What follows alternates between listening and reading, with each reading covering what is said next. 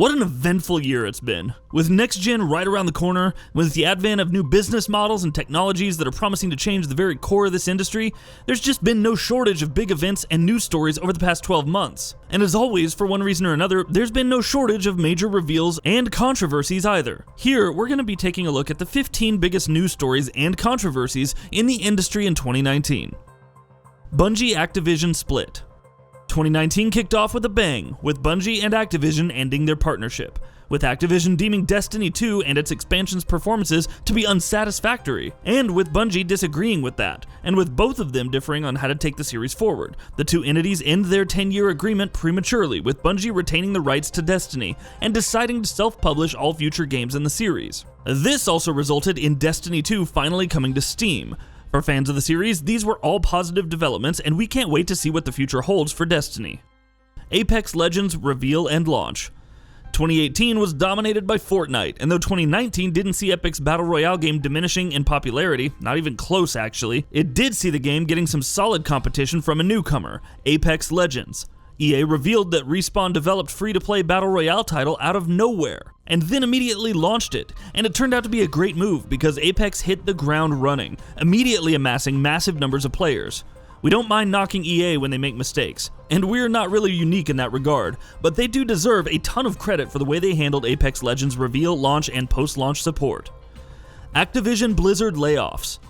Activision, on the other hand, continued to make decisions that would prove detrimental to the way they are perceived by the larger public. In February, they decided to lay off roughly 8% of their entire workforce, which amounted to nearly 800 jobs. That's 800 people losing their jobs just like that. And that was in spite of the company posting a record quarter in terms of revenue. The BUNGIE controversy. The layoffs weren't the only Activision-related controversy this year. Later on in the year, at the Hearthstone Grandmasters event held by Blizzard, esports player BUNGIE was banned by Blizzard for using the platform to speak in support of the Hong Kong protests, and his prize money was also cancelled. This kicked off a major controversy, with many alleging that the fact that the Chinese technology giant Tencent has a partial stake in Blizzard and that the Chinese market is huge for Blizzard were both factors in their decision to quell any pro-Hong Kong sentiment. Blizzard did eventually reduce the ban and rescinded their decision to cancel BUNGIE's prize money, while later also issuing a vague apology at BlizzCon. But that apology too was met with plenty of backlash. Stadia's reveal. Most agree that cloud streaming is the future of the industry, and this year both Google and Microsoft started investing in that future heavily. From Google, that came as a big surprise because this is, of course, the first time they've entered into the industry as a major player. Revealing Stadia, a cloud-only service, and revealing that they'll also be supporting it with first-party exclusives was a big statement of intent from the company. It remains to be seen how it all pans out for them, but the magnitude of that reveal cannot be overstated. Metro Exodus' Epic Games Store controversy. We could have populated this entire list with a dozen examples of games declaring exclusivity to the Epic Games Store and kicking off furious controversies, but let's go with the biggest of them all, Metro Exodus, which would define most similar controversies for the rest of the year. After already being announced as a Steam game and having been up for pre-orders on Steam for a while, Deep Silver declaring exclusivity to the EGS ruffled a lot of feathers, and the game itself, well, it garnered a fair bit of bad press as well as a result. Shenmue 3's Epic Games Store controversy.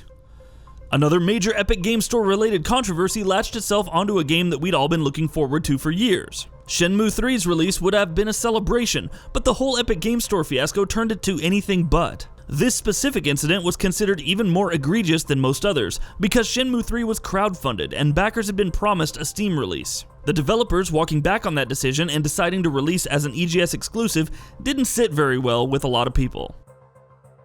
Pokemon Sword and Shield, National Dex. Pokemon Sword and Shield had been at the center of a controversy for weeks before they even launched, and while post-launch criticism for things such as its unambitious and unpolished nature are definitely not without merit, the thing that kicked the whole controversy off was, frankly, a little ridiculous. Game Freak announced that Sword and Shield would not have every single Pokemon ever made, and all hell broke loose. As part of a severe and vitriolic backlash, developers were criticized harshly, and at times even harassed. Reggie fils-aime retires. The meme generator, known as Reggie fils-aime, had been a face of Nintendo since the day he first stepped out onto the stage of E3 2004. But after years of being widely beloved by all, this year Reggie finally declared that his body was ready to retire. Nintendo fans, and the industry at large, were suitably saddened. But the fact that he was replaced as Nintendo of America president by a man named Doug Bowser definitely softened the blow a little bit. STARBREEZE'S financial struggles. STARBREEZE had a tough few months this year. Early in the year, they published Overkill's The Walking Dead, and the game did not perform to expectations. In fact, it was in no vague terms a massive commercial flop, and a huge factor in the company facing major financial troubles and internal restructuring. Thankfully for STARBREEZE, they did not go under and recently finished a year-long restructuring process while refocusing their efforts on more successful products like Payday 2 and the development of its sequel. Microsoft's Double Fine acquisition.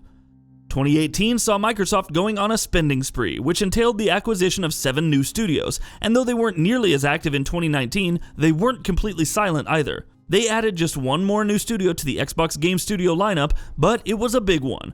Tim Schafer-led Double Fine Productions, the maker of Psychonauts. Truly, Microsoft's first-party lineup is looking stronger than ever. Sony's INSOMNIAC acquisition. Of course, Sony also added another studio to their already impressive first-party lineup, and many might argue that this one was a bigger deal than any of Microsoft's acquisitions. INSOMNIAC Games, the makers of Spider-Man, Resistance, Ratchet & Clank, and so much more, joined the Sony Worldwide Studios umbrella this year, finally making the long-standing unofficial marriage between the two entities official. As a bonus, it was also revealed that Sony now owns the Sunset Overdrive property, so let's hope we hear something about a PlayStation port, or maybe even a sequel not long from now. Sony's internal restructuring. With next gen approaching, Sony made some major changes to their internal structure this year. Shuhei Yoshida and Sean Layden have been the face of PlayStation and Worldwide Studios for years, but both moved to varying extents, with Layden leaving Sony entirely and Yoshida moving on to a more indie-focused initiative in the company. Yoshida was replaced as the head of Worldwide Studios by Herman Hulst, formerly the head of Guerrilla Games. How and if this changes anything still remains to be seen, but for now, we're just hoping Sony's new leadership can oversee a smooth transition into next gen. PS5 and Xbox Series X. Speaking of next gen, we finally got our first real look at it this year, with both Sony and Microsoft unveiling their plans to varying extents. Sony, having not attended E3 and skipped PSX for a second consecutive year, chose to do so through exclusive Wired articles. Microsoft, meanwhile, first talked about the next Xbox at E3 before revealing the Xbox Series X's name and form factor at the Game Awards. Of course, both consoles are still in line for full-blown reveal events in 2020. Exciting times indeed. Apple Arcade.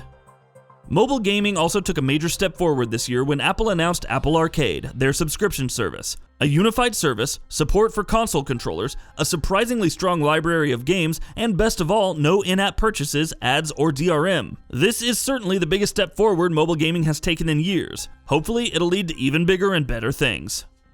And that wraps it up. If you like what we're doing, please consider subscribing to our channel. We upload new videos daily. Also, don't forget to switch on the bell notification icon, that way you don't miss out on any of our videos.